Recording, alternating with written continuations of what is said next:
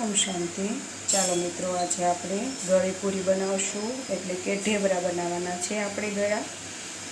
તો આપણે સૌ પ્રથમ મેં ભાખરીનો લોટ લીધો છે, એમાં બહુ જાડો નહીં ઝીણો નહીં એવો લીધો છે, અને મેં ગોળનું પાણી લીધું છે એક વાટકો ભરી, અને મોણ દેવા માટે તેલ લેશું આપણે।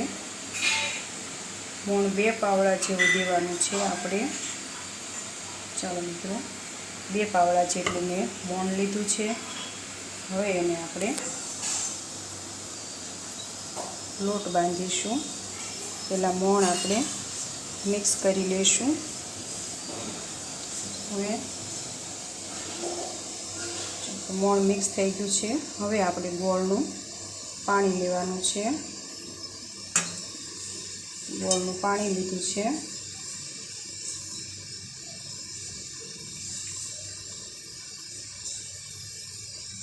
આ રીતે આપણે લોટને મિક્સ કરી લેવાનો છે।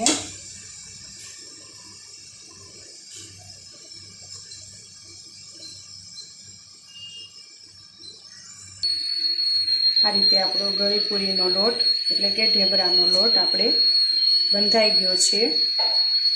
તો હવે આપણે ભગવાનની યાદમાં બધાય પૂરી વણી નાખશું। પહેલાં આપણે લુવા બનાવી લઈશું।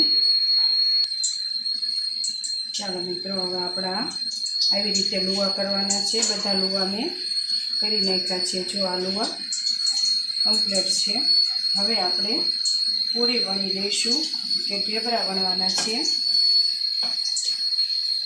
ચાલો આપણે આ ઢેબરા વણ્યું। આવી રીતે આપણે બધાય ઢેબરા બનાવી લેવાના છે।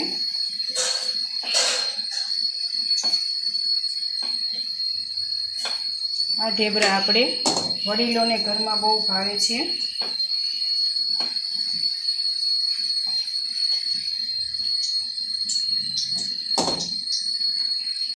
ચાલો મિત્રો, આપણી બધી પૂરી વણાઈ કમ્પ્લીટ થઈ ગઈ છે। હવે આપણે તેલ મૂકી દીધેલ છે, તેલ આવી ગયું છે। હવે આપણે બધી પૂરી આવી રીતે તળી લેવાની છે ધીમા તાપે। આ રીતે ચાલો મિત્રો, આપણે આ પૂરી તળાઈ ગઈ છે। જો આવી પૂરી બદામી રંગની ખાવા દેવાની।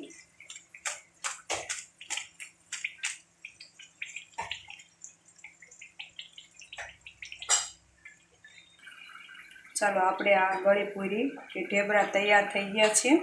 હવે આપણે ભગવાન માટે કાઢી લઈશું। ચાલો આપણે હવે ભગવાનને થાળ ધરાવી દઈશું, અને પછી આપણે ટેસ્ટ કરીશું। જો મિત્રો, થયા છે ને ઢેબરા તૈયાર। ચાલો, કોઈ પણ વસ્તુ આપણે ભગવાનની યાદમાં બનાવી તે ચોક્કસ સફળ થાય છે। તમે પણ ભગવાનને યાદ કરીને જ બનાવજો।